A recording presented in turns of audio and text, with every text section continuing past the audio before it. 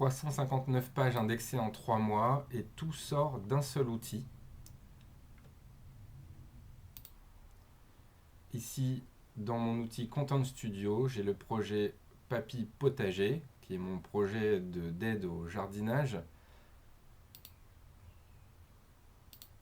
Et donc là, 170 articles, 6 plans de rédaction, une intention marketing et 3 personas. Je vais vous montrer après comment ils sont créés.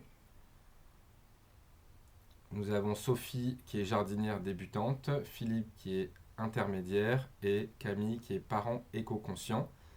Voici le projet qu'on va parcourir, un assistant de jardinage. La même méthode marche pour n'importe quel sujet, c'est ce que Content Studio sait industrialiser. Dans la partie préparation, j'ai un onglet stratégie qui lui permet de créer le storytelling et plus précisément un manifeste de valeur. Donc le manifeste de valeur, c'est un conflit, qui est en fait le conflit fondamental, 4 éléments narratifs, et ils sont générés automatiquement à partir du moment où on détermine le conflit fondamental, que l'on peut d'ailleurs copier-coller depuis une IA, si on s'appuie sur l'IA pour nous aider.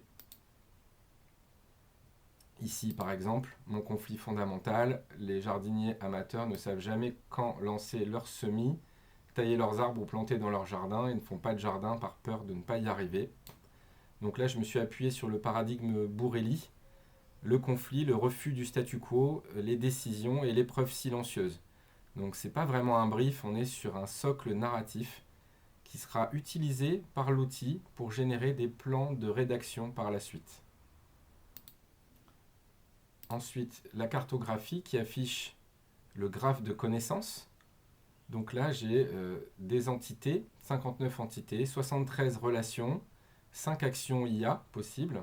J'ai les actions de construction, j'ai les actions liées aux articles et exploiter enfin mon graphe pour créer des plans rédactionnels. J'ai différentes couleurs, des concepts, des personas, j'ai des thématiques, des intentions, des questions, des produits et des lieux. Tout ça est représenté dans le graphe et je vais pouvoir l'utiliser donc non pas comme un livrable mais comme un moteur qui nourrit la bibliothèque, la rédaction et les contenus sociaux. Si je clique sur couverture, je vais pouvoir analyser la couverture de mon Knowledge Graph par rapport à mes plans rédactionnels. Et là, il va me proposer des sujets manquants qu'il va donc ajouter dans le graphe. Et je vais pouvoir, grâce à ces sujets manquants, générer un plan éditorial. Dans rédaction, ici, j'ai le plan éditorial généré par ma cartographie. Et donc là, il suffit que je coche les articles que je souhaite générer, ou alors je coche tout d'un coup. Ici, tout sélectionné. Je clique sur générer, et il va me prendre à peu près 4-5 minutes pour me générer des articles. Et c'est un travail qui se fait en tâche de fond. On va regarder un article déjà généré. Hop. Et donc là, j'ai bien mon image, le titre et le texte, avec des citations, des astuces. Donc c'est vraiment des articles de qualité. Il y a plusieurs IA qui sont mobilisés pour générer ces articles. Il y a de la relecture, il y a une correction de tous les schémas type d'IA. Donc on est sur des articles qui ne ressemblent pas vraiment à des articles générés par des IA. Ensuite, dans Images, je vais avoir tous les visuels générés.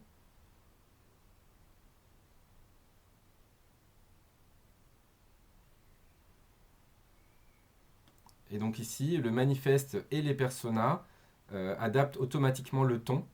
Donc en fait, je ne vais pas écrire le post, mais je vais le valider. Je vais pouvoir valider notamment les images et je peux les régénérer si elles ne sont pas bonnes. Ça peut arriver que le brief de l'IA pour l'image ne corresponde pas vraiment à l'article. Et dans ce cas, je peux la régénérer ou la supprimer, vérifier à quel article elle est associée ou l'associer à un article via l'image.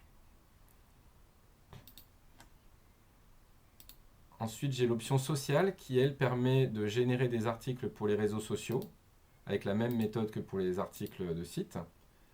et aussi de les planifier et de les exporter dans un format exportable ou de les lier à un outil de publication. Alors cet outil est encore en bêta, il n'est pas encore complètement autonome, mais j'aimerais bien, si j'ai le temps, le rendre complètement autonome pour qu'il puisse pousser directement les articles sur les réseaux. Et enfin, dans la bibliothèque, j'ai toute la production traçable et exportable. Et donc là, je vais avoir tous mes articles. Je vais pouvoir les regrouper par titre. Je vais pouvoir les regrouper par statut, les prévisualiser, régénérer ou ajouter d'autres images et les télécharger soit tous d'un coup au format zip, CSV, JSON. Mais il est aussi possible d'utiliser les plugins. Donc j'ai fait un plugin WordPress, un plugin Typo3 aussi, et je peux en faire d'autres. Il est possible d'utiliser les plugins qui vont se connecter directement à la base des articles et qui les importent d'un coup en fait dans votre site. Et donc voilà ce que ça donne en vrai. Ici, si je vais sur papypotager.fr, dans les articles, j'ai bien mes articles. Donc c'est assez quali.